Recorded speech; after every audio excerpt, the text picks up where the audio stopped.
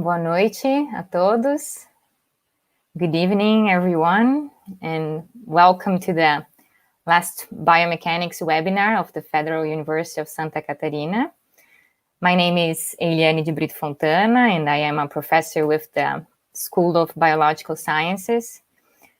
It's a huge pleasure for me to host this session called Future Perspectives and Challenges in Muscle Mechanics at the Fundamental and Applied Level. We have very special speakers tonight, Professor Walter Herzog and Professor Marco Vaz, who have surely been an inspiration to me as a scientist, researcher in the area of biomechanics. We had a very challenging year with the pandemic, the remote teaching, and the remote research at UFSC. And I think we all agree that it has not been a super easy year.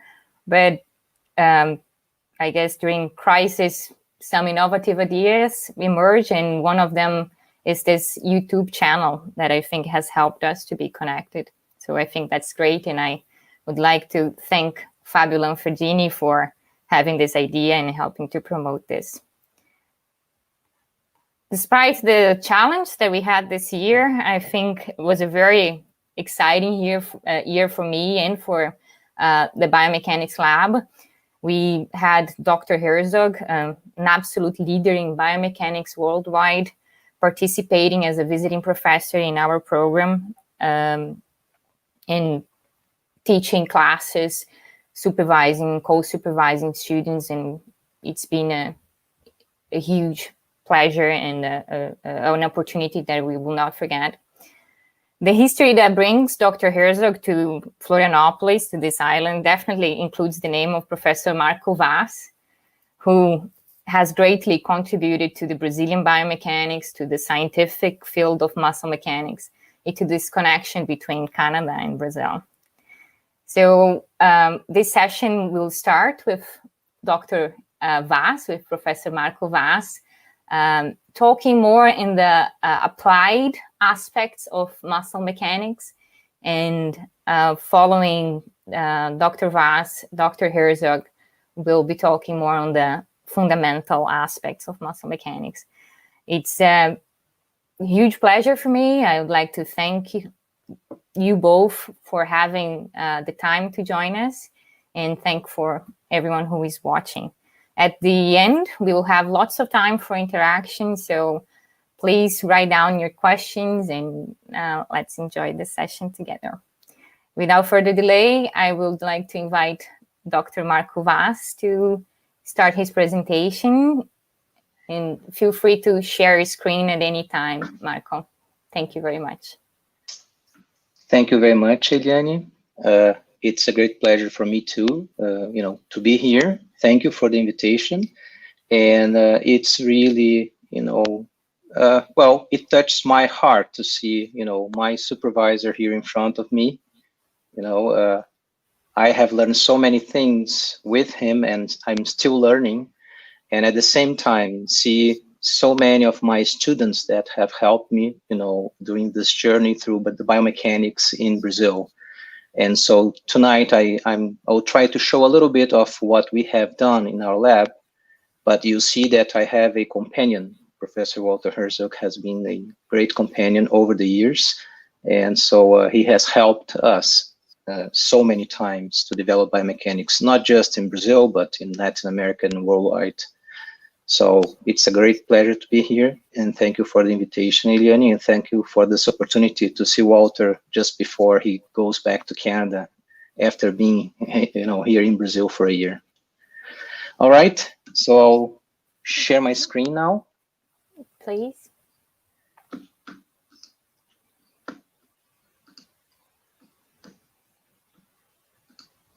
So can you see it?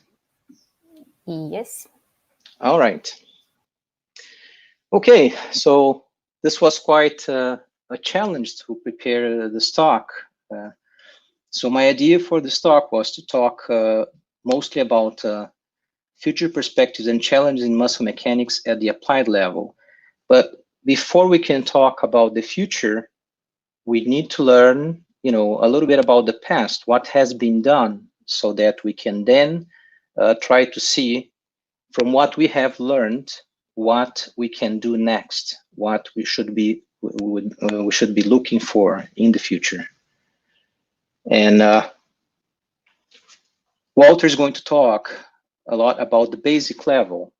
And so when we talk about the basic level, we talk about the structure of the muscle at the microscopic level, at the sarcomere level, at the molecular level.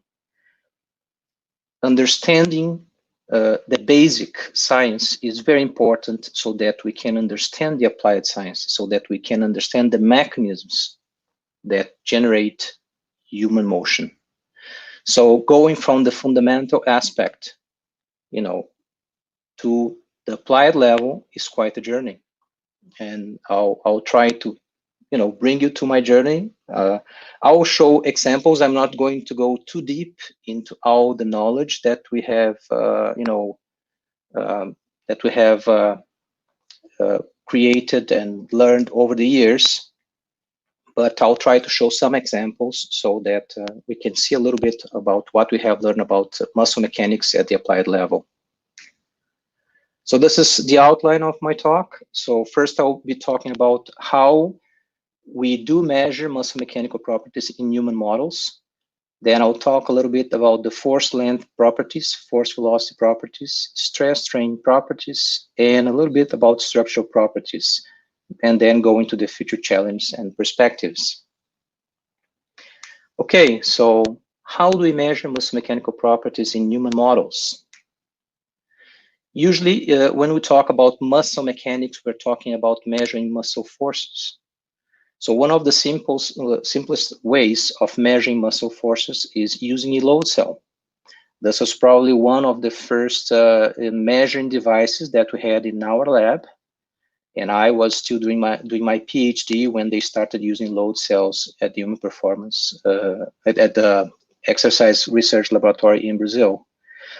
And although it's a quite simple system that measures basically the deformation of this metallic plate and creates a current, it now it can be seen in very fancy devices. So here you can see a load cell that gives you the force on the display and gives you other other information regarding the force that is being produced by the subject.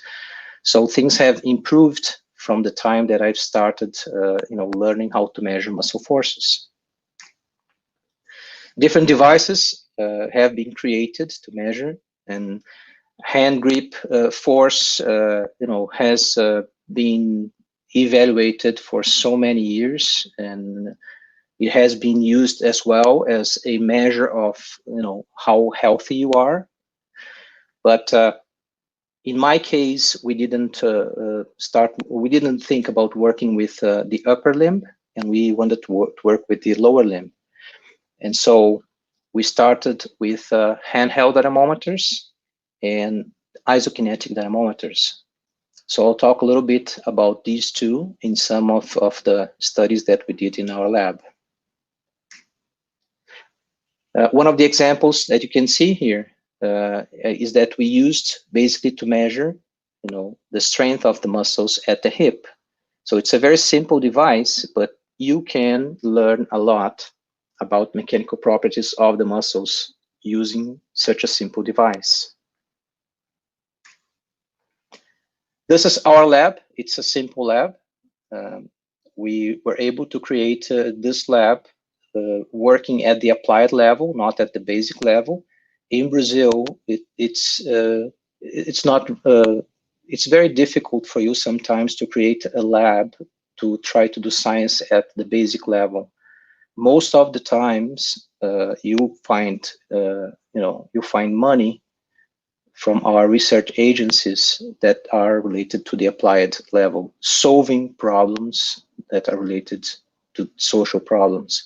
And so this is our Neuromuscular Plasticity Lab, and so this is the isokinetic machine that we use, and we use ultrasound machines as well. We also do have EMG systems and other equipment, but I'm not going to talk about them. So today is going to be mainly about muscle forces and muscle structure. When we talk about muscle mechanics, one of the relations that we need to understand is the force-length relationship. So what does this force-length relationship means? It means that the force-generating capacity of a muscle or a muscle group changes as we change the muscle length or the joint angle. So here on the right-hand side, you can see that you have increasing tension on the vertical axis, and we have increasing length on the horizontal axis. And you can see that as you increase the length, you increase the capacity of the muscle to produce force up to a certain level. And then after that, as you increase muscle length, you decrease the force capacity of the muscle. So we say that the force-length relationship has an ascending limb. So as you increase length, you increase force production. It has a plateau where you change the length, you increase length, but the force does not change so much. And then as you increase further, you have the descending limb. So as you increase length, you decrease the capacity of the muscle to produce force. So this is for what we call the active state. So when the muscle is contracting. We can also look at what we call the passive force-length relationship. And this is the second line here. And basically what happens that if the muscle is relaxed, as I increase muscle length, there is going to be an increase in the force in an exponential way. And this is related to the passive elements of the muscle. So it is not related with the mechanisms related to muscle contraction. We'll be looking more at the active part of the force-length relationship. And then I want you to remember ascending and descending limb, because I'll be talking about these two parts of the curve. The second property of muscle mechanics is called the force-velocity relationship. And it states that the force-generating capacity of a muscle or muscle group changes as we change the muscle shortening velocity. And so here you can see force on the vertical axis and velocity on the horizontal axis. And you can see that as you increase the velocity, the force capacity decrease in a hyperbolic way. So this means that the speed at which I contract my muscle determines a certain amount of force that I can produce. So this is a variable that I need to control when I want to understand the capacity of a muscle when I'm looking at dynamic contractions. So whenever I want to measure the capacity of a muscle to produce force during a dynamic contraction, I need to control the velocity, because otherwise, if subjects are doing an exercise or producing forces at different velocities or speeds, I will have different capacities of force production. And that's why the isokinetic dynamometer was created. So it was created because in this dynamometer, I can control the angular velocity of the joint, and therefore I can keep the velocity constant. And then I can measure the maximal capacity of the subject of producing force. The third relation that we have is called the stress-strain relation. And this relation states that when a force is applied to a musculoskeletal tissue, this tissue deforms according to its material properties and resists to the applied force according to its structural and viscoelastic properties. So basically what you have here, you have what you call stress, which is basically the force divided by the cross-sectional area of the tissue. And here we have strain, or the relative deformation of the tissue with respect to its original size. And then what you can see that as you increase the length of the tissue, you increase the force, but you have three different regions in this relationship that are called the toe region, the linear region, and the yield region.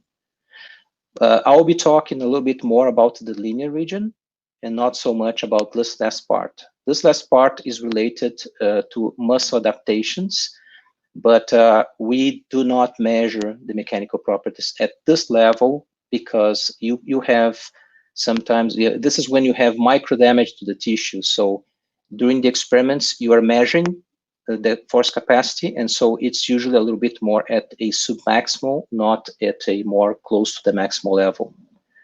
And so I'll show you a couple examples of how we have studied the stress-strain relationship at the applied level. And to understand these properties, it's fundamental that we also study the structural properties of the muscles. In the beginning in our lab, we didn't have this possibility. We didn't have devices that allowed us to look at the structure of the muscle. But with time, we're able to buy ultrasound machines. And then with ultrasound machines, we can look at the structure. And then we can try to understand what happens with muscle architecture, what changes when you change the mechanical environment of the muscle or a muscle group during exercise, during training, during clinical situations. So having the possibility to measure muscle architecture was very important, and I will show you some examples of how we measure structural properties in some of these experiments. We also want to learn, so this is one of the challenges that we have. This is from one of my PhD students that defended his thesis last week.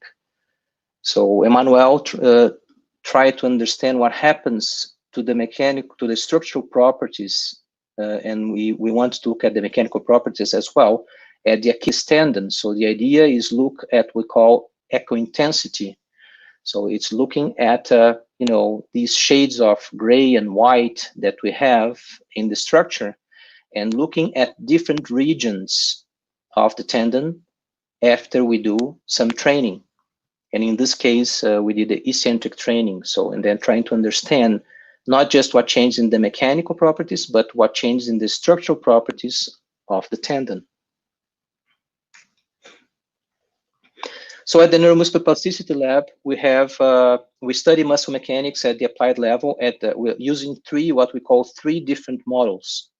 We have what we call the increased use model, the reduced use model, and clinical models. So examples of these models. So increased use, we have sports training. So subjects train for several years in a specific modality of sports, and this will make some changes. This will change his neuromuscular system. So we have looked at sports training, strength training, endurance training, flexibility training, and neuromuscular electrical stimulation training.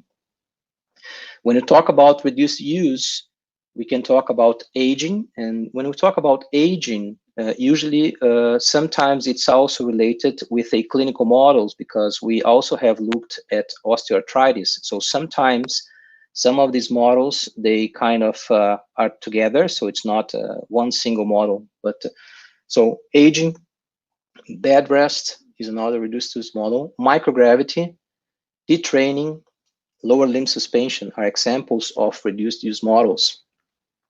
And clinical models are the ones related with some kind of disease. And then immobilization is usually done after surgery or after some specific problem, spasticity, rheumatologic degenerative disease, cancer. So all these models, and there are several other that I didn't put here, that are considered clinical models that may change the mechanical properties of our system.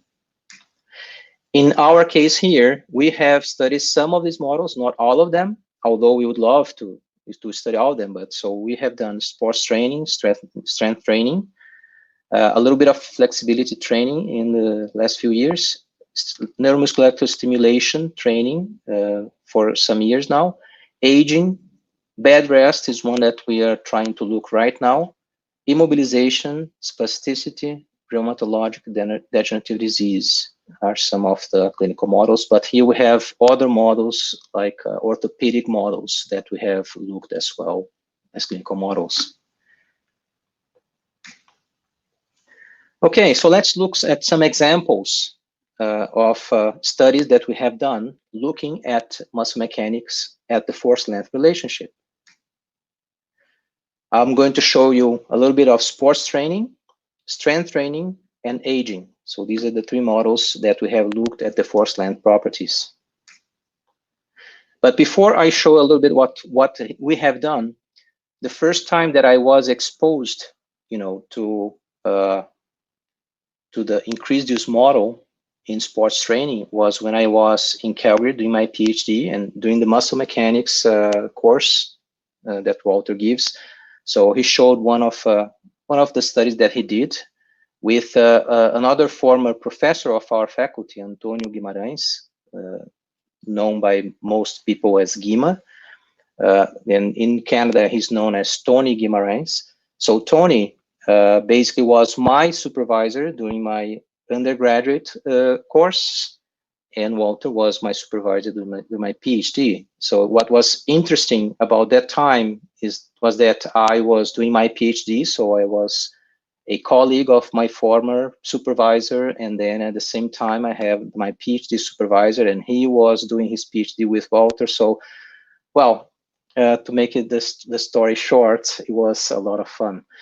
And so I had two supervisors, and so it was very interesting during that time. But what was really nice when I saw this first study, Tony used to say that was a simple study, probably because of what he was doing during his PhD was much, much more complex at the basic science level.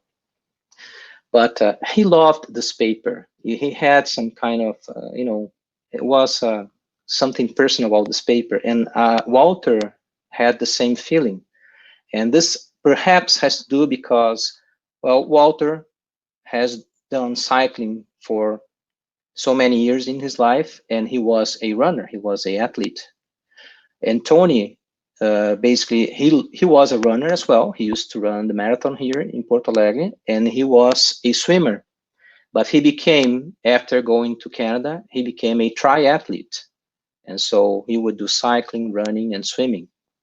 And so I think this study was one of the first, if not the first one, to look at, in human subjects, what happens with the force-length relationships. And here we're going to look at the rectus femoris muscle. So what happens with the rectus femoris muscle force-length relationship of skaters, cyclists, and runners? So this is basically what happens.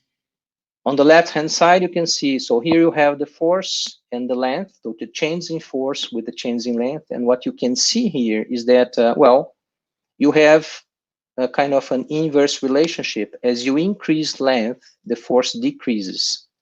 On the right-hand side, you can see that as you increase the length, the force increases. So these seem to be opposite behaviors of the same muscle. And then here in the bottom, you see one that doesn't seem to change a lot. So who is which? Which of the athletes is related with each one of these force-length relationships? Cyclists, they use the rectus femoris muscle in a very shortened position with respect basically to the hip. And by being a biarticular muscle, cyclists have to do a lot of force with the muscles when they are shortened. And so they adapt the muscles in such a way that probably their sarcomeres, their serous sarcomeres, the units of contraction, they decrease in number. And so by decreasing the number of sarcomeres, basically what happens is that you end up going to the descending limb of the force-length relationship. Runners, on the other hand, produce force with the muscle in a lengthened position. And then basically because of that, they have, this relationship in the ascending limb of the force length. What about these guys here, which would be basically this last graph? you can see that it seems to have no change. So as you increase the length, the force does not change. So why speed skaters would have such a behavior? Probably because they seem to be running. As you can see that they have motions that are similar to the runners, but at the same time, you can see that they have, their trunks are bent. So they have the hips very flexed too. And so basically they have something similar to the cyclists. So they're somewhere in between. So basically what Walter and his workers said was that the runners work in the ascending limb of the force length relationship because they have more sarcomeres in series in their muscle fibers, whereas the cyclists, because they have less sarcomeres in series, as I increase the length, I reach, the point where those proteins that I show in the first slide, they cannot interact anymore. So the force decreases as I decrease the number of proteins that can interact, of myosin heads that can interact with the actin filaments. And I'm sure that Walter is going to talk a little bit more about, these things in his talk today. Well, when I came back to Brazil, I was really curious to look at the different models. And so this was Viviane Frasson master's dissertation, and she was a former classical ballet dancer, and she wanted to understand what happens when you train for so many years with your musculoskeletal system. And so we published this study where we look at dorsiflexor and plantar flexor torque angle and torque velocity relationships of classical ballet dancers and volleyball players.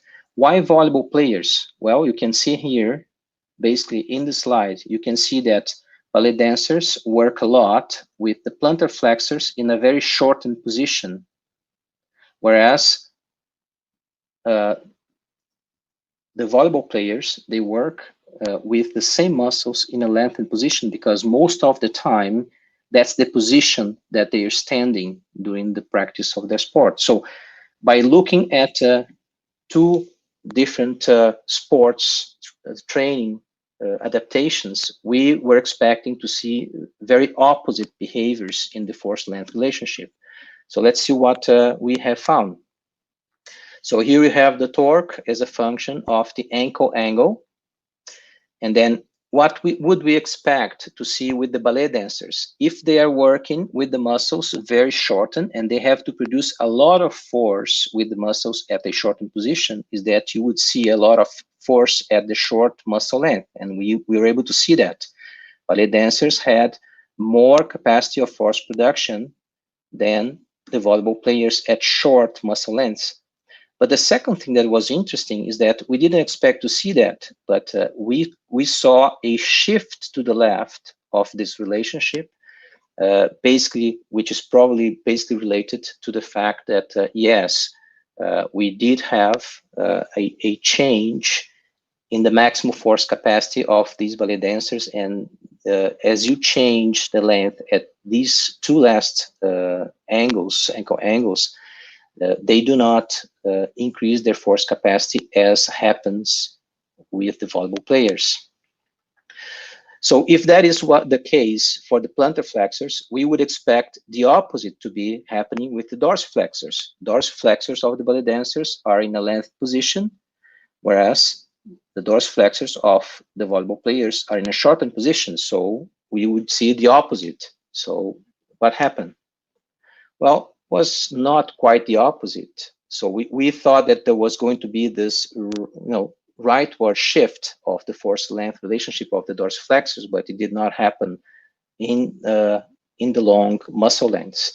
But yes, we did see a smaller capacity of force production of the ballet dancers at the shortest muscle lengths. So there was here a decrease, and then basically was partially what we expected that would happen in this case. The other model that we looked at was the aging model. So here what we had was three groups: a young group, a middle-aged group, and an elderly group.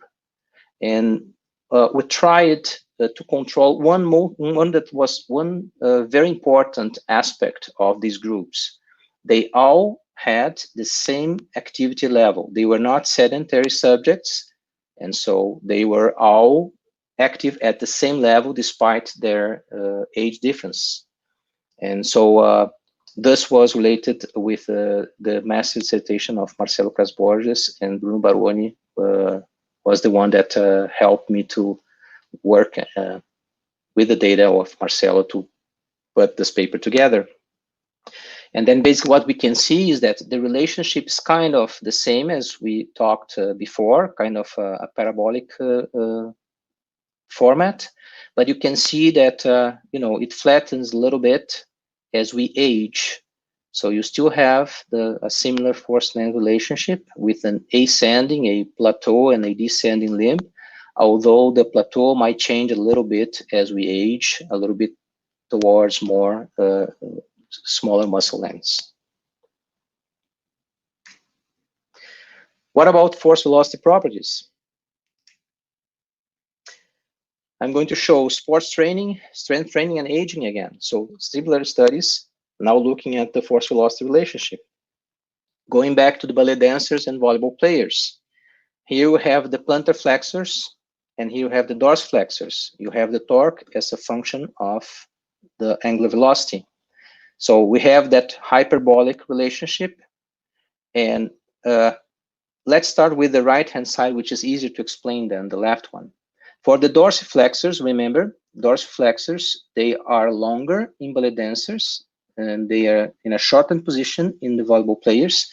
So we expected to see an increase in the force capacity because ballet dancers would have more sarcomeres in series in their tibialis anterior, for example, and therefore this would increase their capacity of producing force at longer lengths.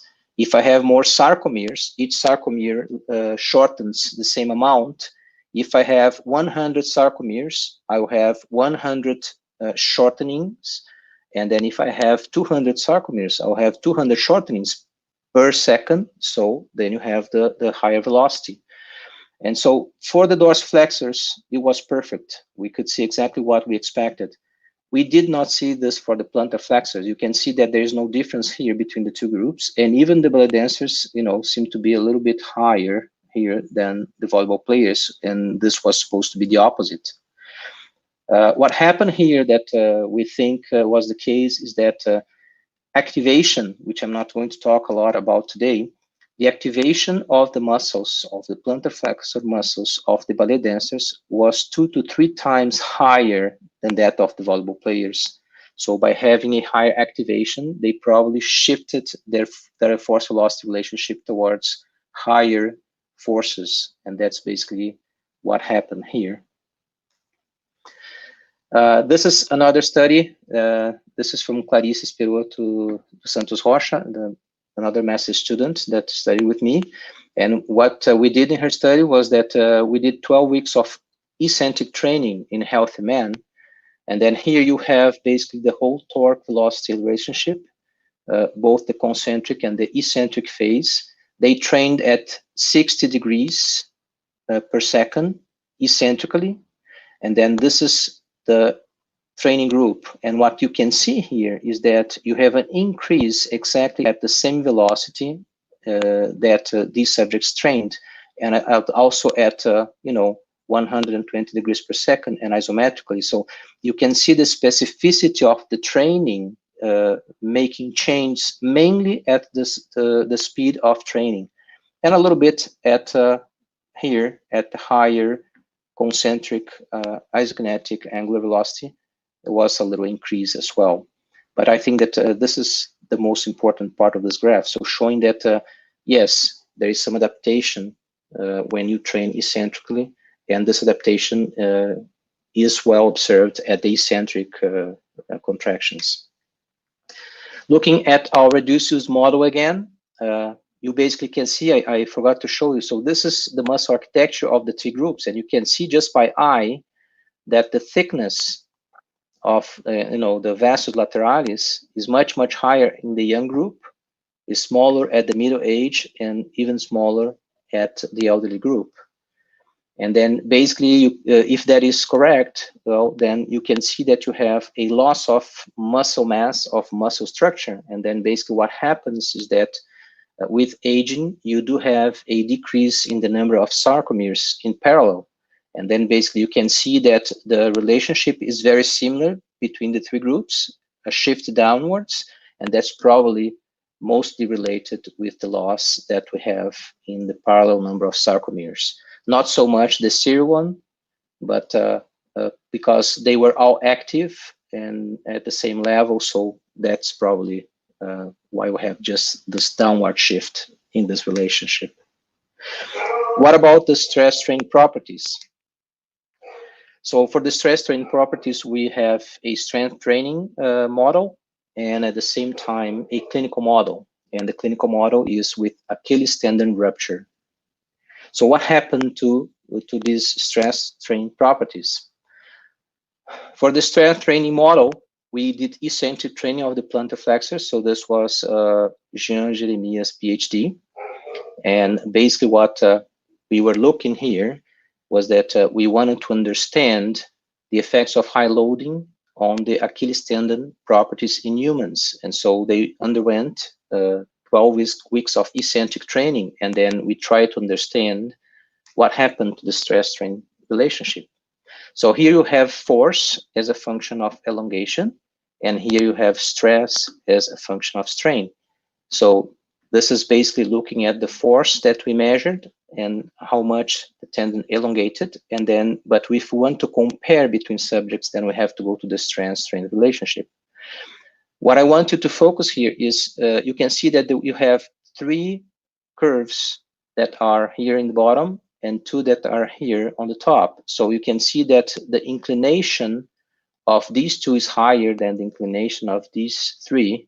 And so what happens that by doing eccentric training, after 8 weeks, you see a change in the mechanical properties of the tendon. So there is an increase after 8 weeks of training. And then you can see that the stiffness increases with eccentric training.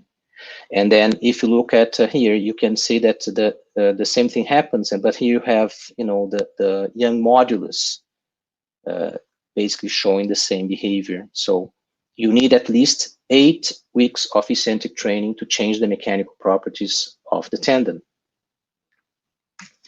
What happens when you have Achilles tendon rupture? So what happens that, well, you go to the surgeon, he fixes it, and then you look at 3 years, at least 2 years, and you think that, well, my tendon is going to have healed and it's going to be good again. Not quite. So here we have basically the same relationships, force and elongation, and stress and strain. And we can see here when we compared with healthy subjects, so we have dominant and non-dominant limbs of a control group, and then the Achilles tendon rupture, injured and uninjured tendons, you can see that the only curve that is lower is the Achilles tendon rupture that was injured. And so you can see that the mechanical properties are not exactly the same as that of healthy subjects and as that of the uninjured side. So that means that although 3 years after surgery, the medical doctor said, well, you're okay, you're good to go, you can practice sports, we can see that the tendon does not respond mechanically the same. So it still has a big loss in its stiffness and its young modulus. When we compared, we had two groups that underwent physical therapy of the Achilles tendon, one that had immobilization, the other one that had early rehabilitation. But 3 years after that, 2 to 3 years, we thought, well, the one that had early rehabilitation would have some improvement in the tendon properties. Well, not quite so. Both injured sides of the two groups are lower than the uninjured sides. So that means that they did not go back to a healthy state. Well, what's the meaning of that? Well, basically functionality, which is the most important thing for the patients, is not back to normal. So the injured side, your tendon cannot transmit force in a good way to the bone to produce movement. And here you can also see in this patient, for example, that the muscle itself is still, with a lot of loss of muscle structure due to the rupture, due to the immobilization or the time period that he was not able to contract the muscle in a healthy state. All right, what about the structural properties? So as I mentioned, we started looking at the structural properties later on when we were able to buy new equipment and new technology. And then I'm going to show a few examples of eccentric training. So increased use model, eccentric training of the quads. And you can see here on the right-hand side, pre-training and post 12 weeks of training. So you can see the rectus femoris and the vastus intermedius muscle. And you can see just by eye that there is an increase in the thickness of rectus femoris and also of vastus intermedius. And the same thing happens with the vas lateralis here in the bottom. You can see that vas lateralis here is smaller, and here you have a higher muscle thickness after 12 weeks of training. So we can see that there is change in the muscle structure, and so change in muscle structure means change in the mechanical properties. Well, just looking at the structure, you can see that these are the results. So there's an increase in muscle thickness post 8 and 12 weeks, and there is an increase in fascicle length post 8 and post 12 weeks. So that means that there is a change in the intrinsic structure of the fascicles, although we did not measure what's happening exactly inside these muscle cells. We looked at, in the second study, similar findings. We had a thickness of the whole muscle and increase in the anatomical cross-sectional area, which happens already post 4 weeks. So we already see some changes after 4 weeks of eccentric training, but these changes are well perceived at 8 weeks after eccentric training. We repeated all these studies with the triceps ray muscle with the same protocol, and we found exactly similar results. So this was Jeremiah's PhD study. And then basically we can see that we published 3 papers on that, and basically we saw similar results as we saw for the quadriceps muscle. All right, so going to the future challenge and perspective. So here I try to think at which are things that we still need to understand in muscle mechanics at the applied level. So the first question that I think we need to answer is how basic science from in vitro models can be applied to in vivo models. We have learned a lot about animal studies, about the basic structure of muscles, of tendons, and using animal models, but how much we can apply this knowledge to in vivo situations in humans.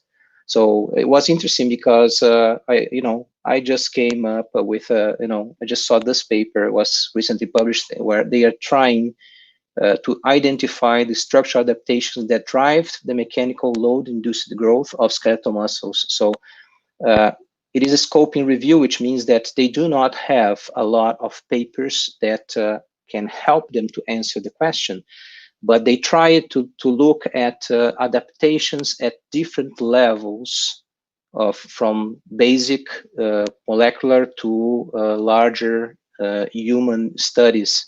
And so it was very interesting to see that, well, we have scientists already trying to answer this question.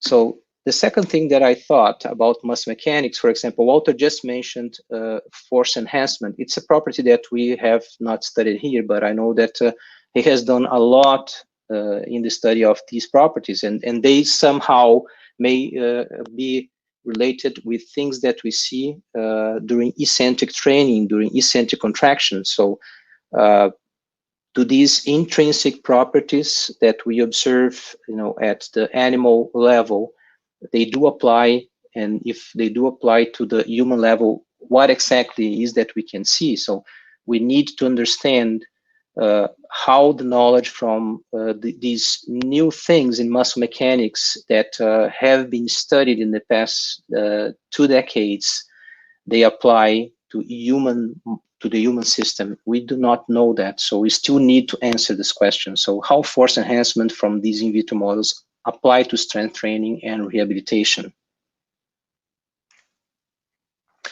Also, how can we measure these mechanical properties in clinical practice? I think that's another important thing, and we have tried to answer this question, trying to go more into the clinical models. And so this was one of the big projects that we did. We tried to develop first a system that we could determine the amount of force of the muscles of a patient without, the subject needing to contract the muscles. So we artificially stimulated. So we created a specific stimulator for that. And then basically the idea here was that by having the system, we could activate the subjects in bed rest situations, and then we could not only measure the mechanical properties, but at the same time do some intervention studies where we try to avoid the amount of structural and functional losses that happens in the first 10 days of a bed rest situation. And so, in addition to developing, a new technology, not just to evaluate, but at the same time to make some intervention with these patients, making this electrostimulator, we also try to develop a new dynamometer that could be used in bed rest situations at intensive care units. And this was part of Matthias Frohlich's PhD, so he helped me a lot to develop the system and to test the system with patients. And then we now can measure, basically using those load cells, the very simple ones that I started talking about. We can use them to measure knee extensor forces, and at the same time we can do some intervention basically with the muscles at a lengthened position. That's another thing that is important. If we have losses, serial and parallel loss of sarcomeres with subjects during bed rest, we need to stimulate these muscles during rehabilitation in a lengthened position to try to avoid this loss in serial sarcomeres. That's why we need to be in the lengthened position, and at the same time in parallel as well. So that's an ongoing study that we're doing, and the idea is that we want not to increase muscle forces, but we want to avoid the rapid loss of muscle structure and muscle function that happen in the first 10 days during bed rest situations. This is another model that we have been studying for more than a decade, and is related, as I shown before, with Achilles tendon rupture. And in this study, we thought about doing some mechanical testing of the tendon after it was surgically repaired. And the idea here, when we did our protocol for rehabilitation, is that the surgeon applied the force, and he looked at the tendon and he said, okay, that's the maximal force that this tendon can, this surgically repaired tendon can stand. And so we measured this force, and this was the force that was used during the rehabilitation programs for the first, I think, couple weeks. So during rehabilitation, patients could not be subjected to forces during, movements of the ankle joint that would go beyond that limit that the surgeon had established during surgery. And it was a very safe way of avoiding re-ruptures of the tendon. So I think that we need to have new tools. We need to improve our clinical protocols, but to do that, we need to take the tools that we use in our labs and take them inside, the surgery room, and try to use, what we have learned with, clinicians, and try to improve how we can look at the mechanical properties of tendons that have been ruptured. This will allow us as well to improve the protocols for the patient discharge. Knowledge and new technology need to go beyond the university and laboratory walls.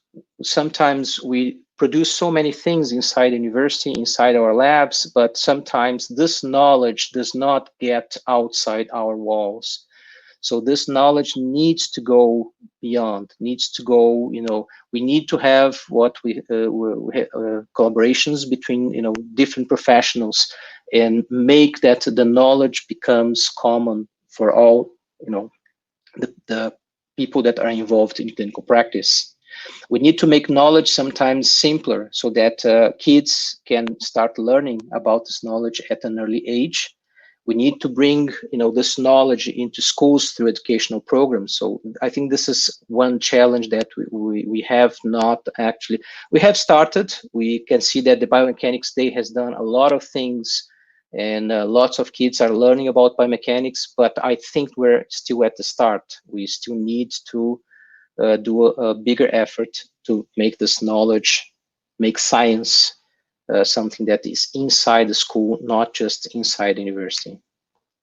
We need new technologies. We need non-invasive new technologies with imaging, for example.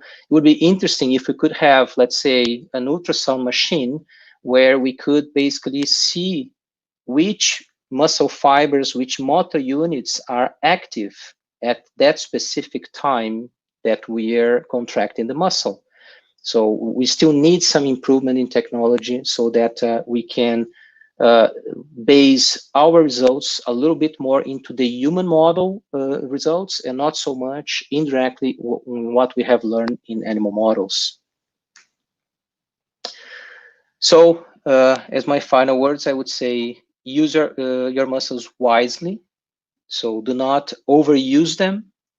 Do not underuse them. Keep them active and healthy. So that's probably the best thing, so that we keep the mechanical properties in a good shape, and that we are not surprised by unwanted results. Walter has always taken care of his muscles and tendons very wisely, and he has done that doing cross-country skiing. So probably in a few days, I'm sure that he's going back to Canada. He's going back to Canmore, where he loves to do cross-country skiing.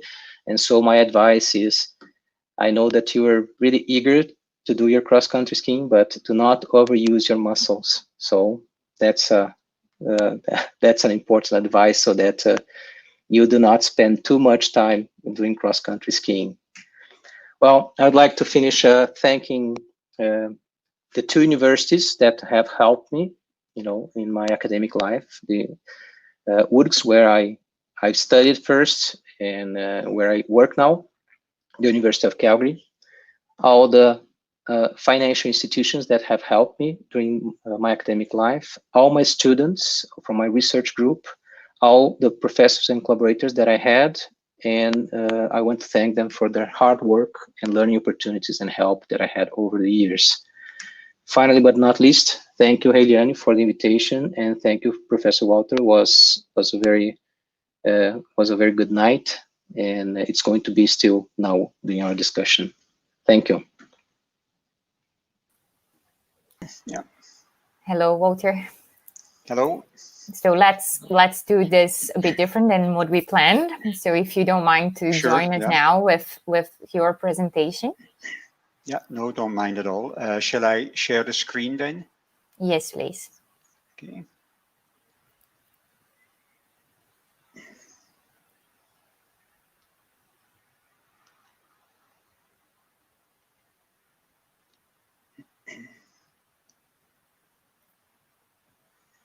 Joya.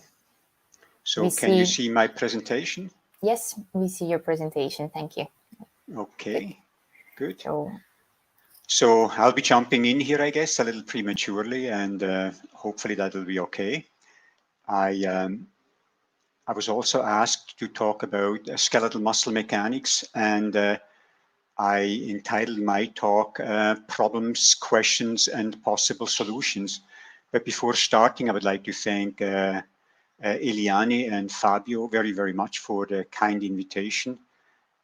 They know that I always like to talk about skeletal muscle mechanics, and so it's a great pleasure to be here. I would also like to acknowledge that this year I'm at the Federal University of Santa Catarina on a sabbatical leave, and that's where I am right now. I'm in Florianopolis, Brazil. So I'll be talking about several topics, and primarily what I will do, I was always talking about a problem associated with this particular topic in muscle mechanics, the questions that we might ask, and then the possible solutions.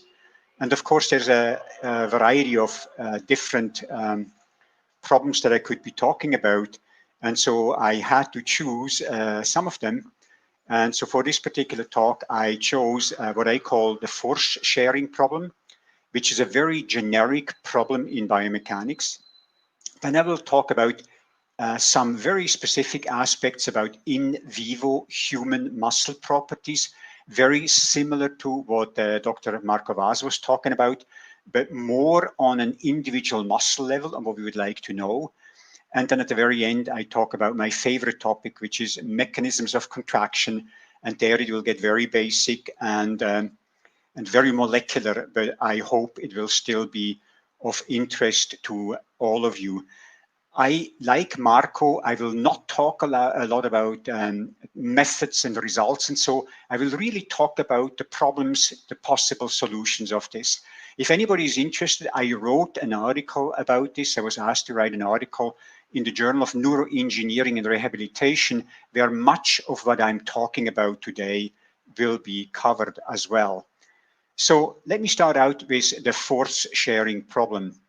So what's the problem with the force sharing problem? Well, the problem is that in biomechanics, in human joints and in animal joints, we typically have more muscles than we have rotational degrees of freedom. So here, this is a schematic of a knee joint, a human knee joint. And as you can see, it's crossed by about 12 muscles, 4 major ligaments, has 2 contact points.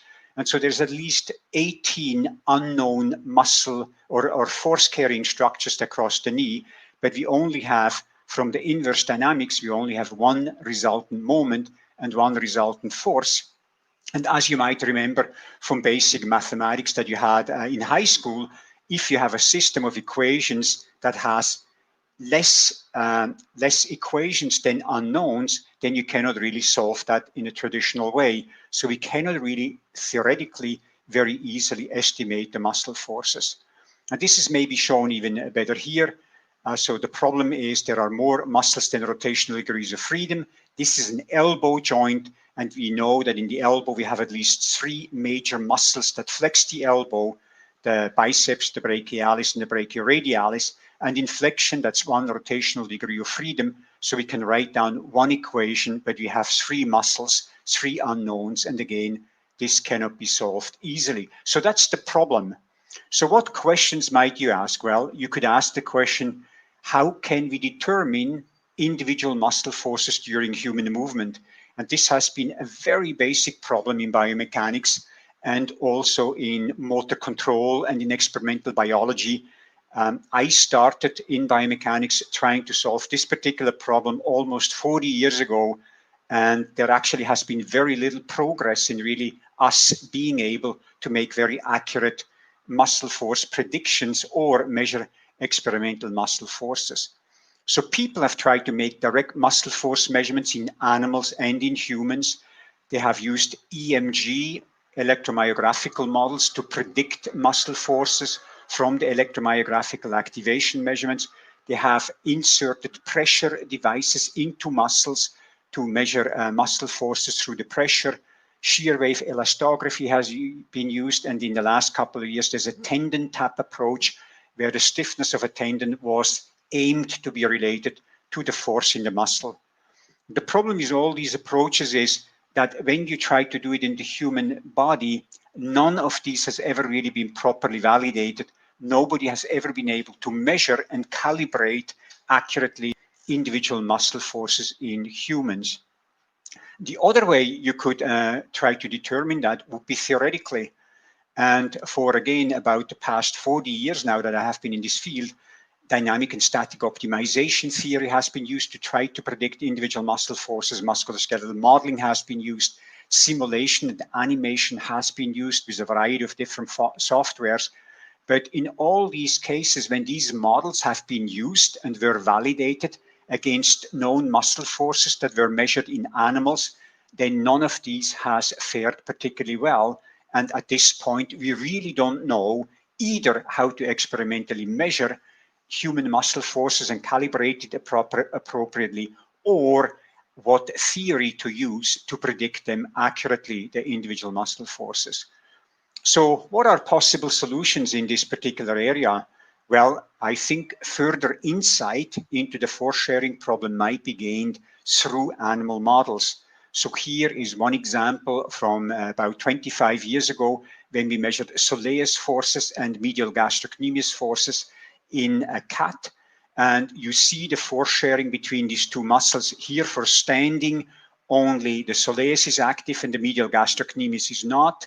When you have a paw shake or a scratching movement, only the gastrocnemius is active and the soleus is completely quiet. And then when you have slow walking and faster walking and trotting and galloping and jumping, then you get a variety of different force sharing patterns. And none of the theoretical algorithms that I'm aware of is actually able to predict this wide variety of force sharing patterns that we have. Of course, other solutions might include the development of non-invasive muscle force transducers to be used in the human body. I've been spending a lot of my scientific life thinking about what could we use non-invasively to very accurately measure and calibrate in vivo human muscle forces, but I have not been able to come up. But maybe among you, there's a very clever engineer that has a great idea and maybe finds the solution to this particular problem. Also, the other area, of course, is that we find a general law of force sharing, a theoretical law among synergistic muscles that very accurately tells us how the force sharing among synergistic muscles work.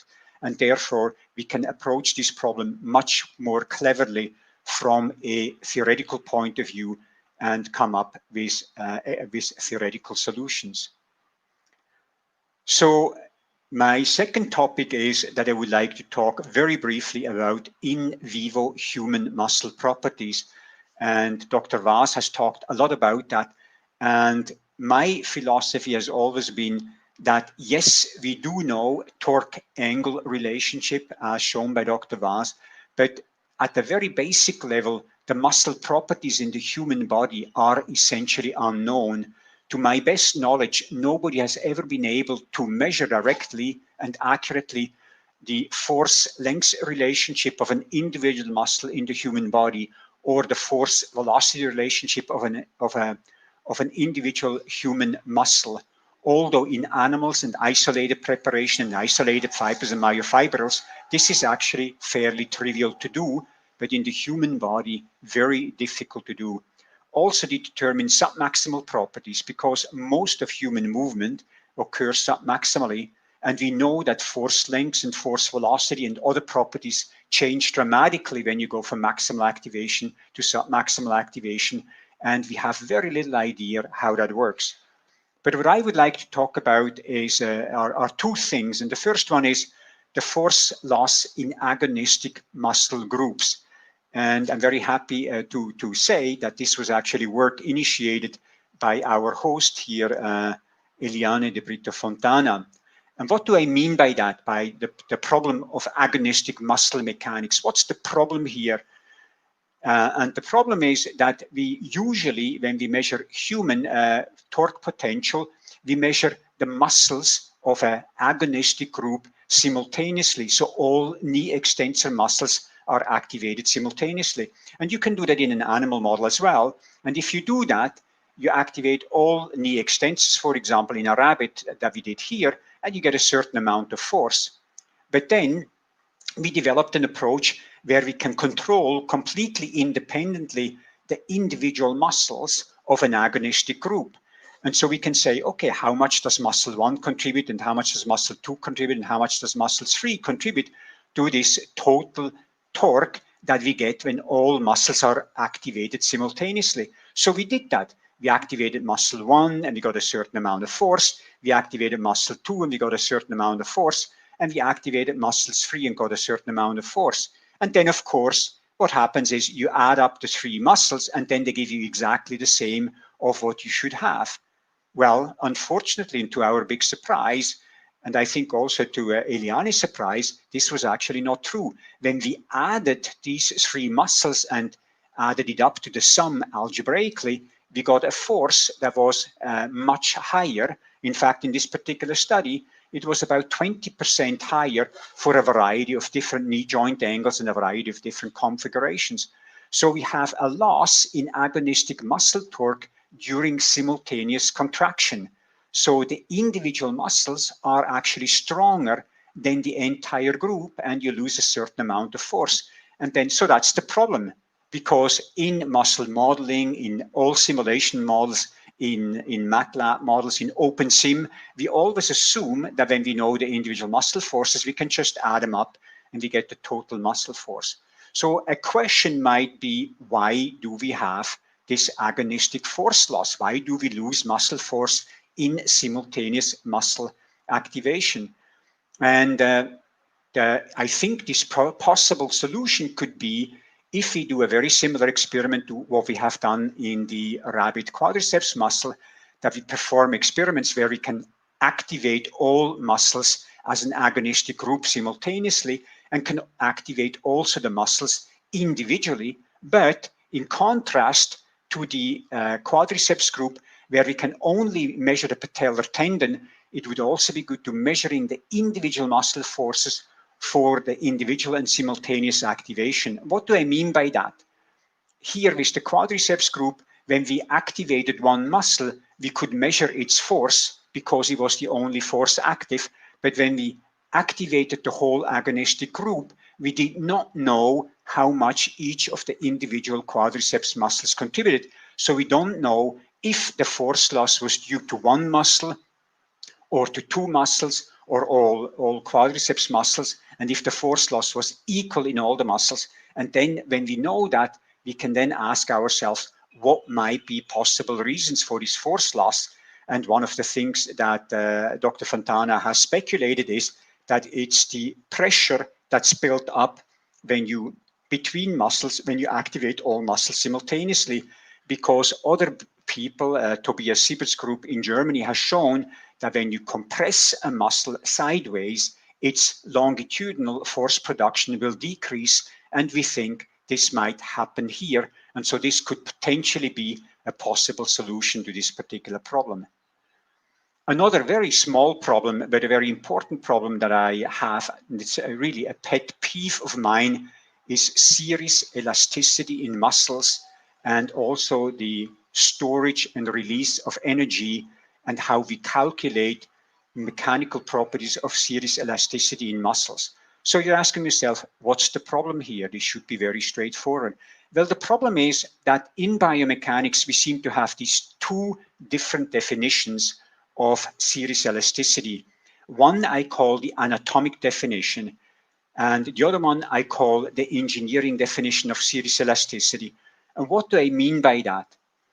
Well, and also what is the problem is that? The problem is I don't really care if you have an anatomic definition or an engineering definition, but the problem is when you mix up the 2 definitions, you use an anatomic definition to predict mechanical terms. That's when you get into trouble. And a lot of very famous and a lot of very good people have published highly cited paper in the best journals in the world, making very fundamental mistakes. So for example, here we have unipennate muscle, and here we have a tendon, and then we have a lateral aponeurosis of this medial gastrocnemius of the cat and the medial aponeurosis. And so the anatomic definition of series elasticity is for people that they say, well, anything that's in series with a fiber is series elasticity, everything that's connected to my fiber. So this is a fiber here, and then this would be the aponeurosis, and they call that is in series. And then you go down here in the fiber, and they call this aponeurosis piece in series, and the muscle tendon in series.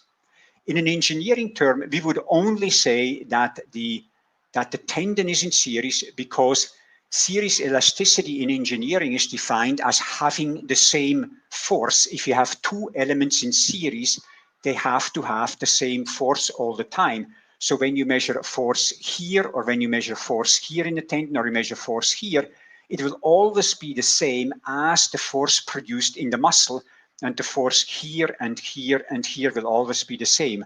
However, it's very trivial to show that that's not true for the aponeurosis. The aponeurosis will have a lot of force here, and then the force will decrease in this direction.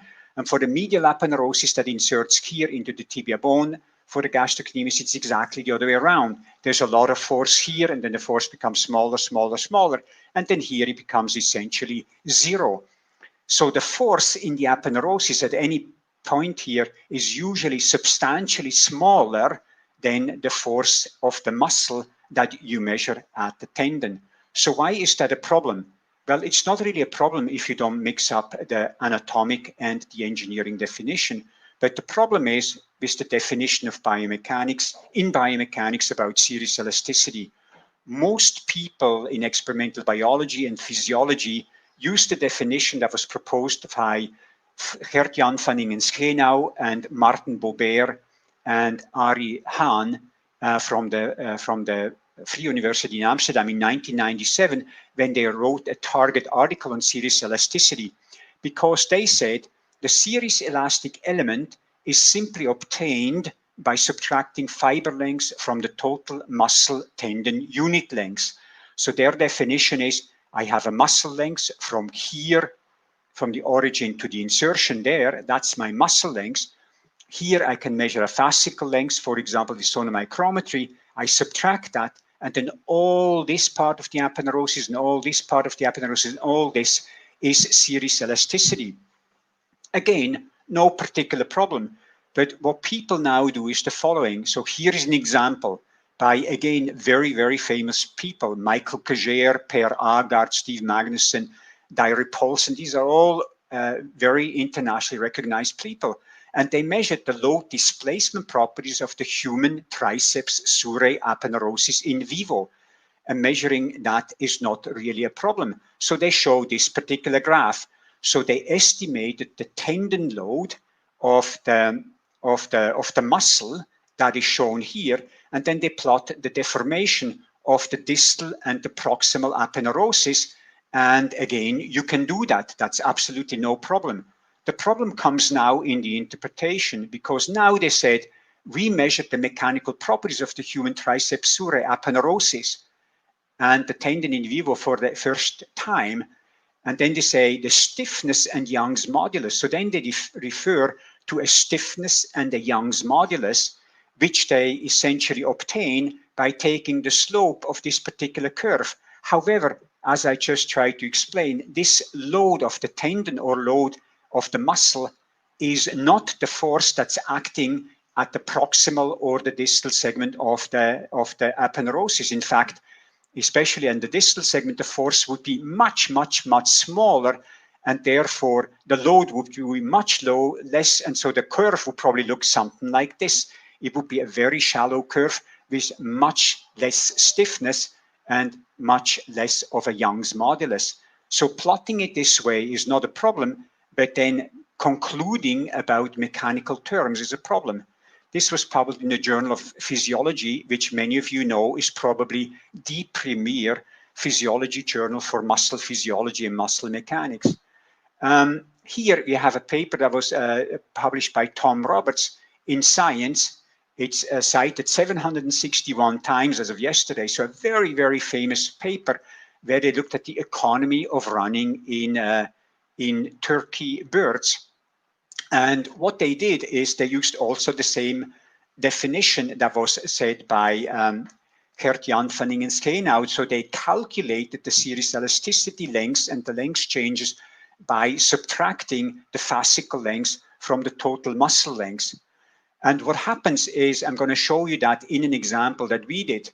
So this is where we did exactly what Tom Roberts did in the Science paper. We measured the medial gastrocnemius force, and we plotted against the lateral aponeurosis lengths.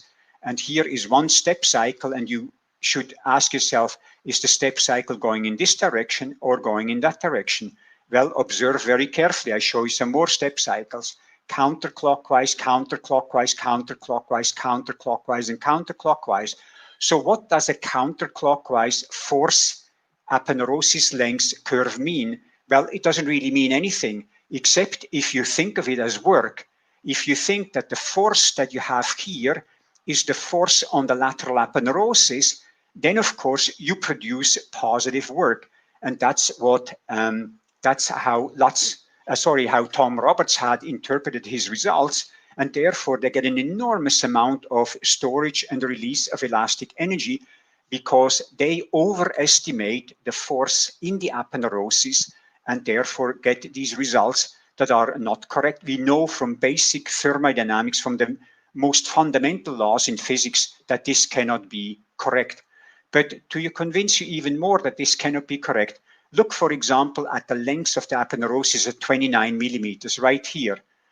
This length is achieved with essentially zero force in the swing phase, and then with a little bit force at the beginning of the stance phase, and then with more force in the middle phase of the step cycle, where the maximum force is exerted. And so here we have 29 millimeters of length in this aponeurosis for zero force up to 100 newtons. Or if you want to look at it the other way around, you can say here we have 40 newtons of force, and here we have a very short aponeurosis length, and here we have an aponeurosis length that's much, much longer. So you immediately realize the lengths and the force are not uniquely related at all. And in fact, you could argue the force has absolutely nothing to do with the length change in the aponeurosis, because the aponeurosis is not in series with the muscle or the tendon.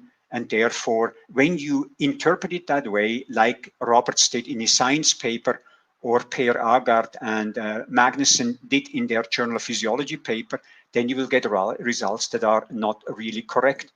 So what's the solution to this particular problem about series elasticity? Well, I think the first thing is to just recognize that aponeuroses are not mechanically in series with muscle fibers or tendons. If you're an anatomist and you call it structurally in series because the fibers attach into the aponeurosis, that's perfectly fine, but don't do any mechanical calculations.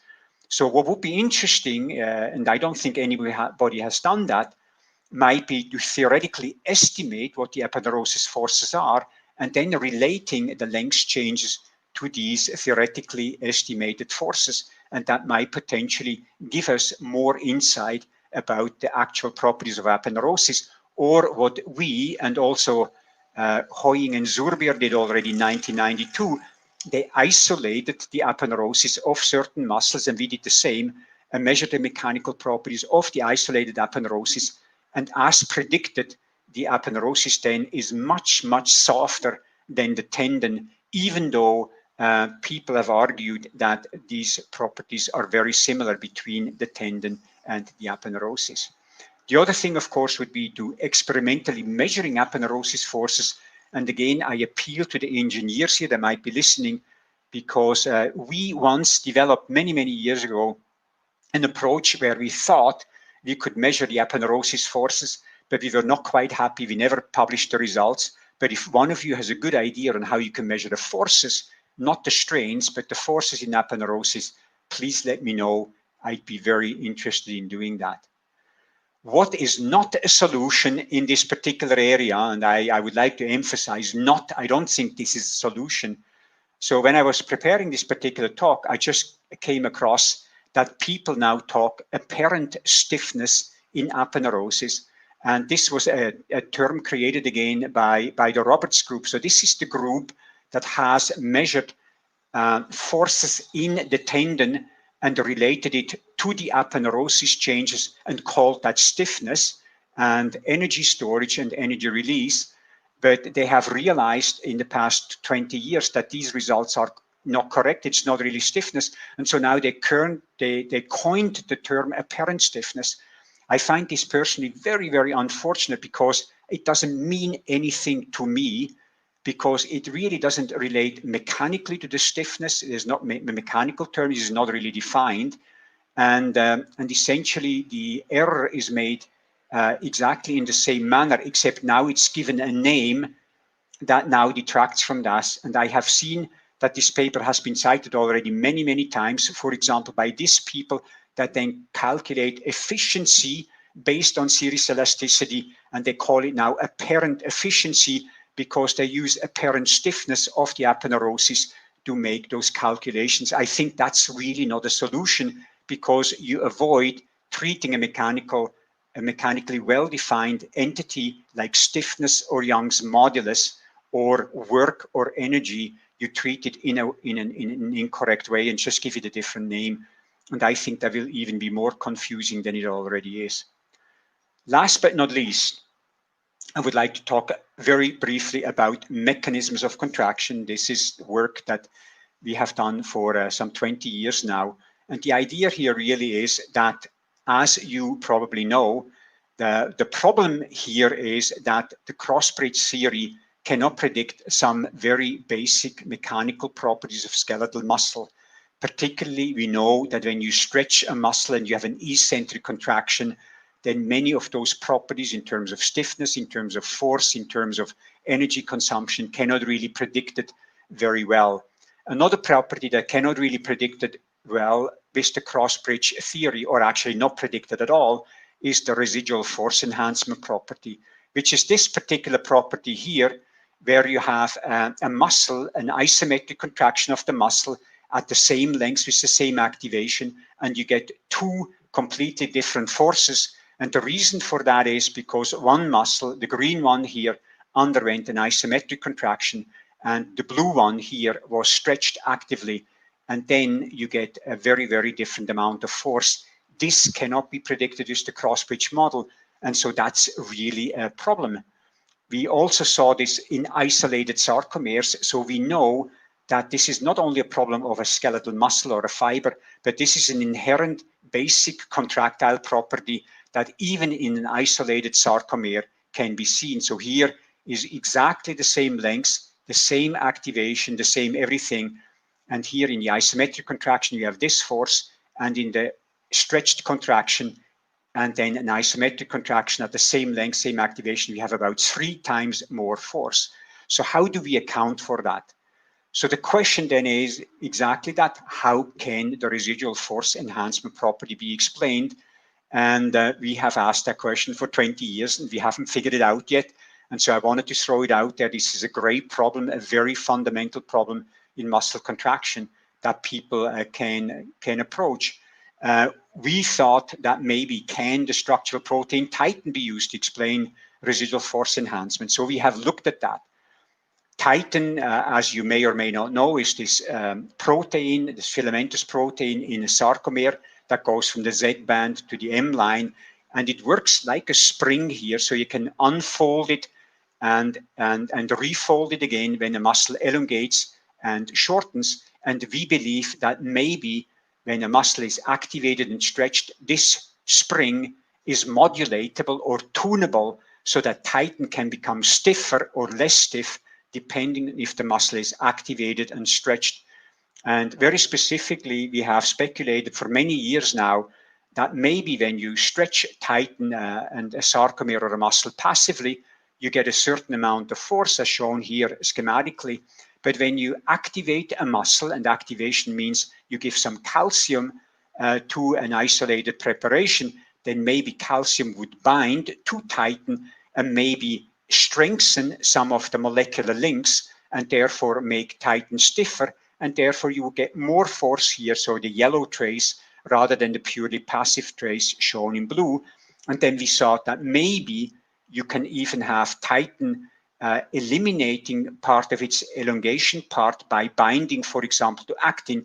So titin makes itself shorter by binding to actin.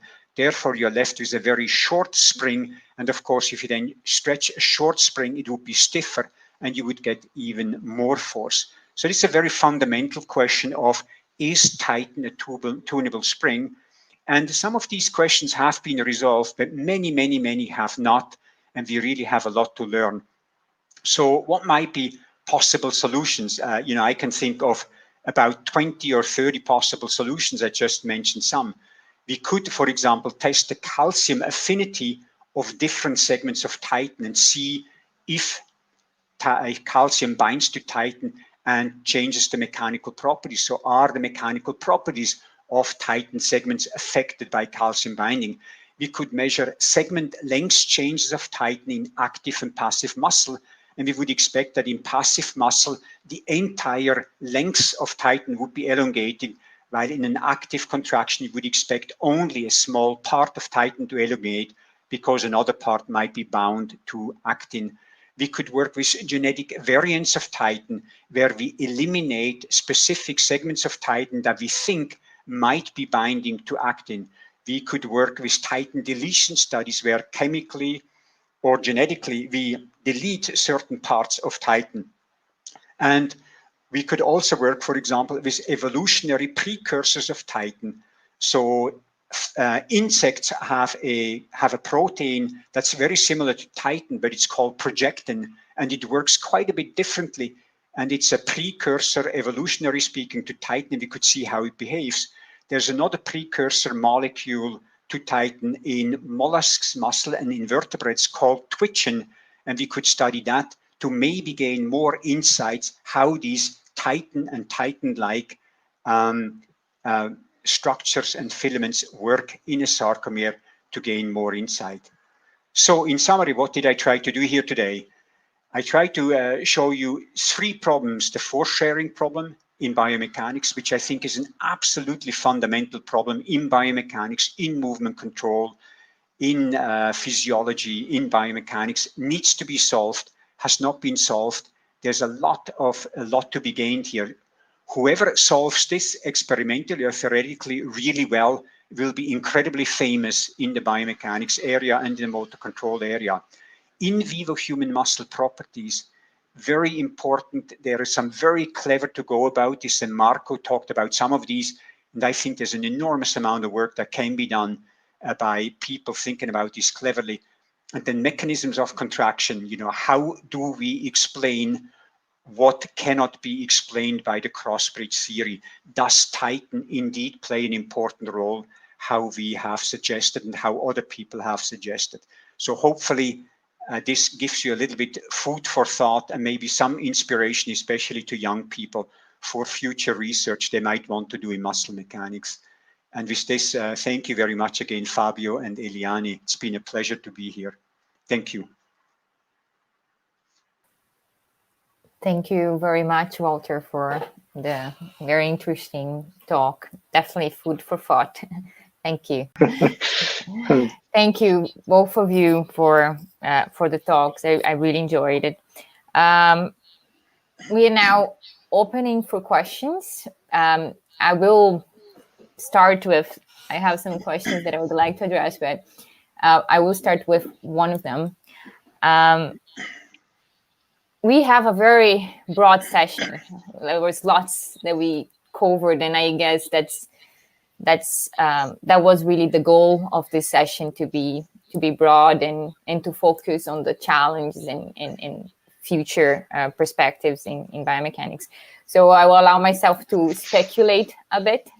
And one thing that came to my mind during the talk was this current concept that aponeurosis contract.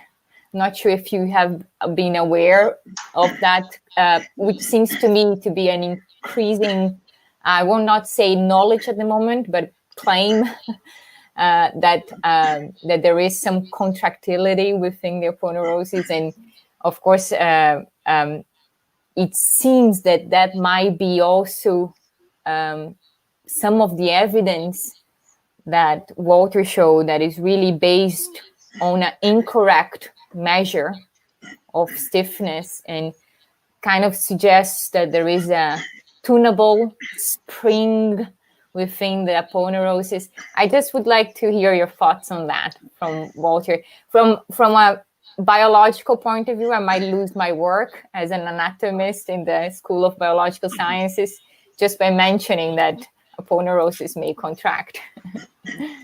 But just would like to hear your thoughts on that. I really do not read or have really studied that aspect. You want to go first, Marco? Well, I don't believe that aponeurosis contract, and I don't know much about aponeurosis, but one thing that I was amazed, I was invited by a medical doctor I think was 2005 or 2006, and he invited me to go to his, clinical practice place, and he was an acupuncturist, and he showed in front of my eyes a patient that had, very stiff muscles, very stiff connective tissue, because he tried, to do dorsiflexion of the ankle joint, and it was very, very difficult. And well, I don't know a lot about acupuncture, but he said, well, I'm going to do this intervention here, and what I'm going to do is that I'm going to make some space between the aponeurosis and the tendon, because the tendon is connected to the aponeurosis, and basically because of this connection, she cannot do dorsiflexion, just because the two are some kind, there's some kind of, stiff connection between them. So he did the acupuncture, and I was amazed how much she gained in terms of dorsiflexion just after, his treatment. And it was just, a few minutes. I was there, and I did it myself. I tried to see, the limb movement. So I don't think that aponeurosis contract, but I think that there is an interrelation between, the muscle connective tissue and the aponeurosis that we do not understand yet. So when Walter talks about this serial, elasticity, I think that we do not understand what happens between these two connective tissues, membranes, and we still need to learn about, in one side, they separate structures, and the other side, they connect structures. But is there any kind of, space between them that allow them, to produce force independently? I don't know. I think there is, but we don't know that yet. Thank you, Mark. I think to answer the question, it depends on what you mean by the aponeurosis contracting. If you mean that the aponeurosis, uses some energy, ATP, and has some contractile elements, and then somehow contracts, then I probably would argue that's probably not the case. Mm-hmm. However, we do know that when muscles are activated, aponeurosis can shorten. Zurbier and Hoying showed that in 1991 or 1992, and I think they were the first ones to show that in the medial gastrocnemius of the rat, where they showed very clearly that when they activated it, certain parts of the aponeurosis got shorter. Grant Brooks, a master's degree student of mine who graduated in about 1995 and 1996, showed that as well, shortening of the aponeurosis with increasing force in the medial gastrocnemius of the cat. And then Rick Lieber has a very nice paper out on the passive elongation of an aponeurosis in frog muscle and active, and shows very clearly that when he pulls the passive muscle with a certain amount of force, the aponeurosis elongates much more than when he applies the same force with the activated muscle. And he was then creating the term that the aponeurosis is contracting. However, exactly that behavior can actually be predicted with a very simple model. Theoretically, if you have a very simple model of an incompressible material inside a muscle-shaped unipennate type of an arrangement, you can create situations. And Marcelo Epstein, who I collaborate with, has a couple of papers where he shows that very nicely. You can show that as the muscle force and the tendon force increases, certain segments of the aponeurosis become shorter because of the shear modulus that you develop and the pressure that you develop in this incompressible material. So that behavior that the aponeurosis becomes shorter when a muscle force increases has been observed. It exists. If you call that contraction of the aponeurosis, then that's okay, but it's not the aponeurosis that contracts, it's the surrounding contractile the surrounding boundary conditions around the aponeurosis that create the shortening of the aponeurosis. Thank you for the answers. It's just I have received more and more comments on fascia being able to contract, and not sure, and it seems to me very, very hard to believe that even if there were some interactions there, that contractility would come from the fascia, right? But thank you for the thoughts. Maybe just one last thing there, Heiliane, if I may. You know, I said a couple of not so nice things about Tom Roberts, but he did some very nice analyses on aponeurosis, where he showed that when muscles contract, the aponeurosis becomes wider, and as it becomes wider, it's shortening. So there seems to be a relationship between the width of the aponeurosis and the length, like in a material that's connected. And so he showed in a couple of papers that in some muscles, the aponeurosis become wider, and because they become wider, then they shorten as well. So again, there is these boundary conditions that play a role. Nice, thank you. I have a question here from Fabio. So I think you can see the question, Marco, on the screen, but Fabio says, Professor Marco, based on your research, based on the research you have been conducting, do you believe that biarticular muscles have different morphological adaptations adaptation time than monoarticular muscles?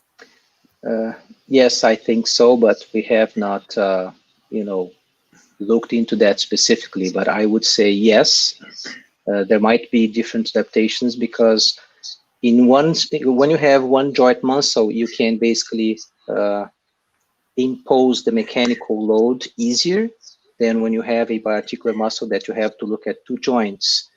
And so the way you have to prepare a training program for these two muscles will have to be different.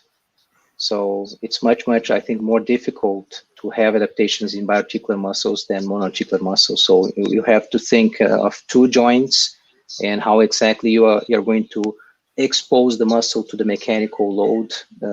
So it's a little bit more complex in biarticular than monoarticular muscles. Therefore, adaptation, I think it's simpler, easier to be done in monoarticular muscles.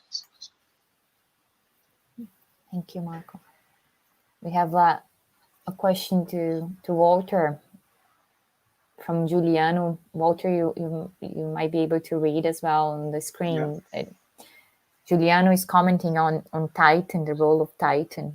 So he asks, which theory of Titan, active and passive force, do you believe to be more reliable?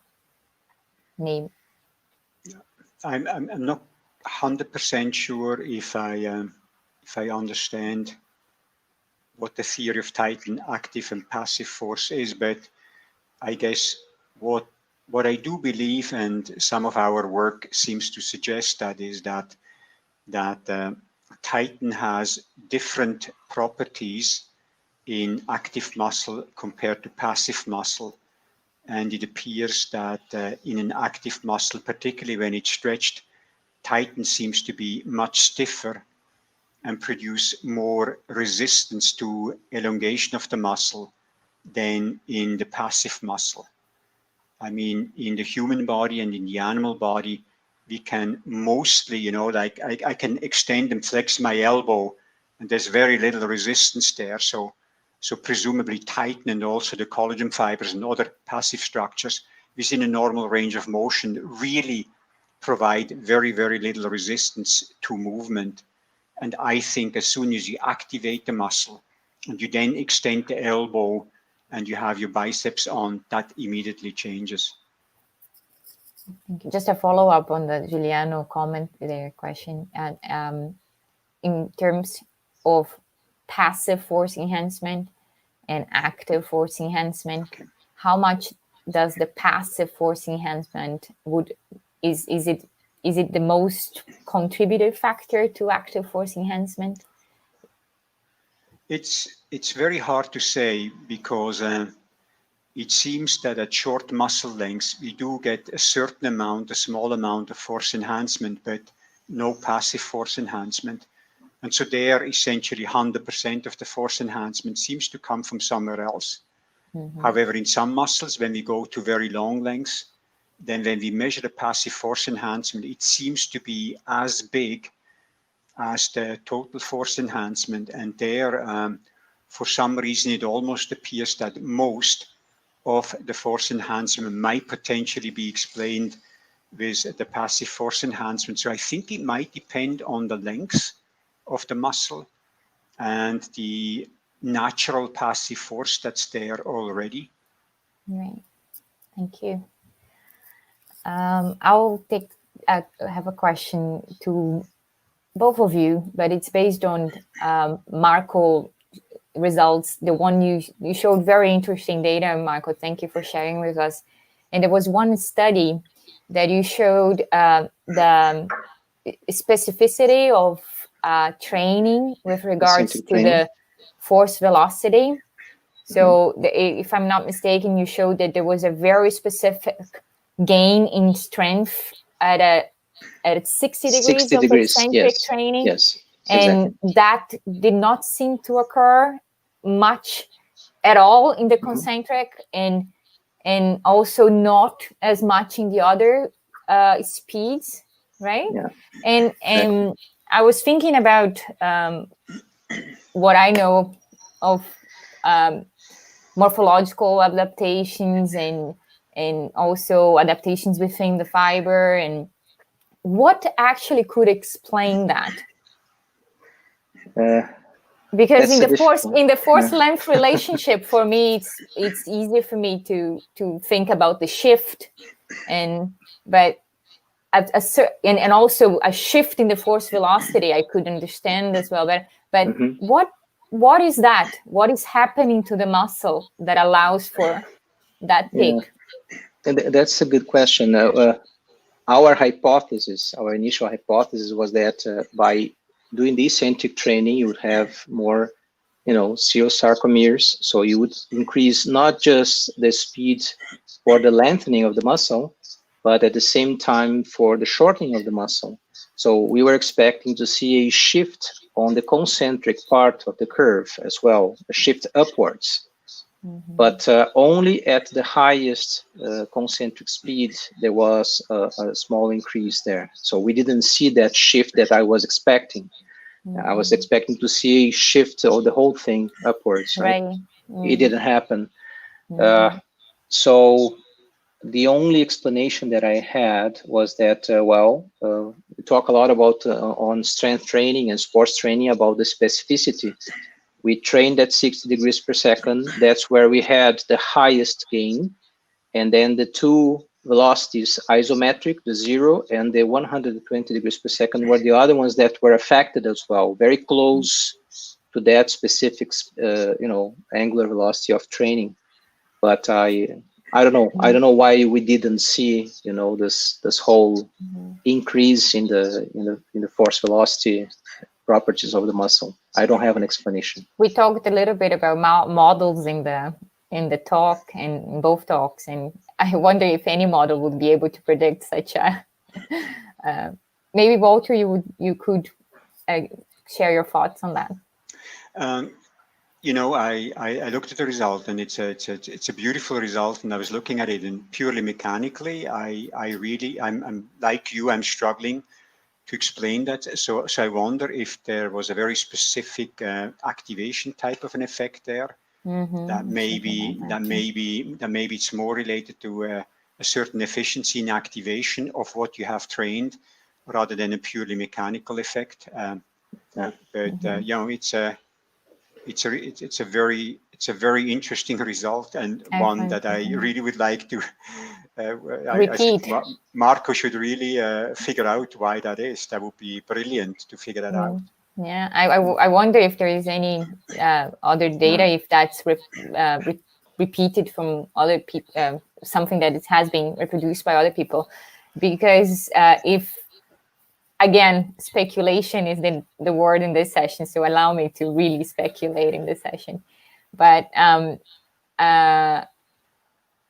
wonder if maybe Titan could have a role in that, whether that it attaches at a certain speed, and for that speed, it actually is able to contribute more to the eccentric force that is being produced. Anyway. Well, definitely the adaptation occurs regarding that specific angular velocity. So they were training that specific velocity. The muscles adapt both mechanically and related with the activation, as Walter was mentioning. But we still need to understand a little bit better what we call this specificity. If it is that's something that happens and is related just to activation, and that the muscle itself is optimal at that specific speed that it was trained, or if actually this can change other angular velocities and can change the mechanical properties as a whole of the muscle. So that I can't answer yet. But thank you, Michael. Thank you. But I like the Titan idea. I like that Titan learns at what speed specifically to attach to actin and not at other speeds. I love that idea. Oh, well, that's that. So thank you. Let me see. So we could try to do an in vitro study about Titan and try to train eccentric contractions in muscle fibers or something like that, and see if there is some kind of Titan effect. That's right. There people are commenting on the session. I'm not going to say necessarily a last question, but we are reaching our limiting time, which is 10 o'clock that I said. But I would like to, I had a recent chat with a friend on the advances of shoe mechanics. And it seems like that shoes are really, really awful. Not a long time ago, that you give blisters and the whole story of how Nike, Walter might know, he was the friend who was talking to me about it, but about how shoes really seem to have developed. He was mentioning that when he was running, the good thing about shoe was if the shoe would not give you blisters, and people would take showers with the shoe to help and make the shoe more comfortable. And people would manually as well fix things and try to. And I thought, well, that seems to be an area of research that has really benefited from biomechanics. I'm sure lots of that was driven by advances in biomechanics. And I wanted to finish with a question. If we try to look 15 years from now, 15 to 20 years from now, maybe allow yourself maybe even more if you want. What areas of research, and here I would like both of you, if possible, to focus more on applied aspects, so applied problems. What problems you think might benefit most from biomechanics? A tough question to finish. You go first in this one, Walter. Let me not talk about biomechanics, but specifically about muscle mechanics. I think in muscle mechanics, if you talk about applied problems, people have not really figured out why with aging we lose muscle mass, sarcopenia. I would predict that maybe in 15 or 20 years from now, we understand sarcomere adaptation and age-related muscle loss better. And I think that's one very applied area, so that people will age better and remain stronger, because we have found nutritional, exercise, other types of interventions potentially to prevent that. And very similar, we are the world is kind of in an obesity epidemic. And there is also an obesity-associated sarcopenia and related, loss of functionality. And again, I think we'll probably know much more about that. A very personal problem that's that I'm interested in is children with cerebral palsy, because in children with cerebral palsy, the muscle essentially doesn't seem to grow properly. The sarcomerogenesis, the increase in number of sarcomeres that normally occurs when your bone grows and when you grow from being a small baby to an adult person, that doesn't seem to work properly. And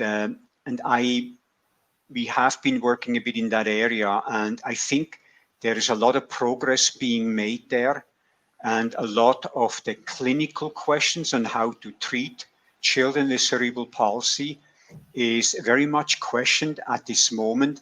And I think there might really good potential for muscle researchers to help quite substantially. And I think in 20 years, children with cerebral palsy will be treated differently and hopefully much more successfully and more permanently than right now.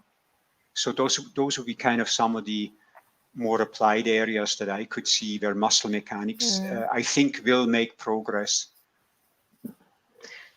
Yeah, I agree with Walter, and I think that the other area that is increasing is in genetics. So we are learning much more about the genetic disease and trying to come up with ways of correcting genetic problems. And there is a lot of nanotechnology research being done. So I imagine that in the near future, we're going to be able to look at what is wrong with the cells. And we might be able to have, these nano, small little molecular robots that we're going to create artificially that are going to repair whatever is broken. So in this sense, aging is not going to be the same. So we're going to, instead of dying at 100, the ones that live longer, we're going to live to 200, or maybe we might be able to live for an even longer period of time. I don't think I'm going to be here to see that, but I think that that's something that is going to change. I think that lots of the research that has some ethical problems, that people are not allowed to study so much, I think that's something that's going to change over time with the new generations. Stem cells, I think stem cells is something that we are learning a lot, and we still have much more to learn. So using these cells, saving these cells at birth, and then using them, if we know, we don't know yet, but if we know how to stimulate them with the specific stimuli so that they change, they differentiate into specific cells of specific organs, we might be able as well to correct some of the problems that we have, or even create new organs so that we can live longer. So I think that's another area that I think is going to change a lot. And well, I hope in the area of muscle mechanics that technology, I think we have learned so much in the last 50 years about our whole body. But I think that if we have another leap, we have another, big changes in terms of new technology, non-invasive, that we can look at our body and understand what's going on, then I think that we are going to have, a better level of understanding about, skeletal muscle adaptation. But I don't think that currently we understand yet, because we don't have the right tools to understand everything that happens, in the human body. We learn from the animal models, but not everything there is applied to our specific system, right? Thank you. Yeah. Very interesting. That connects a bit to what Walter said as well about the stem cells, huh? And because he mentioned a bit the cerebral palsy, and it seems that the growing is also affected, related to a reduced number of stem cells in this population, I think, and very, that's. Yeah, Rick Lieber has done some great work in showing that progenitor cells are much reduced in spastic muscles of children with cerebral palsy. And I remember I asked him the question if these cells that are required for really rebuilding and muscles, whether or not they were also missing in the non-spastic muscles, so in the normally functioning muscles that most children with cerebral palsy have. And he didn't know the answer, because it would really be interesting to know that, because if you had a normal progenitor cell count in the non-spastic muscles and an abnormally low one in the spastic muscles, then you can say, oh yeah, it's very specific, and maybe injection of these cells or somehow promotion of these cells might be helping. But if they are also rare and reduced in the normally developing muscles of these children, then of course you go, oh, so all the muscles have less, and some grow normally and some do not. So that would be you know, so I think that's one of the questions we need to know first, for example. Yeah, very. The answer Marco gave as well made me think about epigenetics as well, right? So what we do and the environment around us, our life, how does that affect the muscles of the future generation? Well, let's look at things that are being studied in the Human Performance Lab regarding, for example, the gut problems, right? So we never thought that we would have kind of a brain at our guts, right? So we have a lot of innervation, we have lots of things that are going on there, and then they affect how we behave, they affect our daily lives, and these are things that we never thought in the past. So there is some new knowledge about our bodies that we never thought existed. And so as I think we learn with new techniques, with new technology, with improvement in molecular biology, understanding how we have so many cells in our body that we don't know how they act, how they behave, how they live. So we still need to learn a lot about ourselves. And this will give us probably a better understanding on how to treat our muscles, how to treat obesity, how to treat all these problems.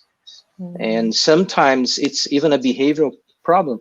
It's not easy to say to a person that is overweighted to say, well, eat less, or why don't you control your obesity or do more exercise. So it's inside your mind and your gut. So there's some type of connection that we still need to learn until we can have a better way of changing things in our own body. So I think that this connection we still need to understand better, and then we might be able to treat some of these problems better. Yeah, I completely agree. Well, maybe Heiliane, if I just can make a quick comment to the epigenetics. As you know, I've tried to convince our dean of the Faculty of Kinesiology in Calgary to hire next, 1 or 2 epigenetics specialists. I do believe that's not really necessarily for biomechanics, but I think for faculties of kinesiology or physical education or sport, understanding the epigenetics and see how nutrition, exercise, disuse, how that all drives epigenetics expressions is going to be tremendously important. And I would recommend all, if there is administrators here, from kinesiology or sport type of schools, to very carefully think about that, because I think very, very, very few people are doing that in the context of physical education and sport and health that we are interested in kinesiology. And I think in 20 years, everybody will do that. And I think if you get a head start there, you might make yourself famous as a faculty. So thank you. Well, thank you everyone who stayed with us. Thank you, the two of you, very, very much for the time, for making yourselves available to this session. It was a pleasure for me to host the session. It is great to end this webinar series with two people that I really, really appreciate and have been an inspiration for not only me, but I'm sure for many research in biomechanics in Brazil and in the world. So thank you very much. Thank you, Fabio, for staying with us as well. Fabio is in the background and holding and making sure everything works well. And with that, bye everyone. And thank you. Thank you very much. Thanks for having us. Please say something. Yeah. Well, thank you again for the invitation. It was a great pleasure. Sorry about the technical problems. You know, the weather was not very good. It improved a little bit now, but thank you so much for the invitation. It was very good, you know, to see you guys, you know, and it was a pleasure. Thank you, Marco. Thank you. Absolute pleasure. And I hope some people got a tiny bit inspired to study muscles. It is the most exciting field in biomechanics, I have to say. Bye, everyone. Ciao, ciao.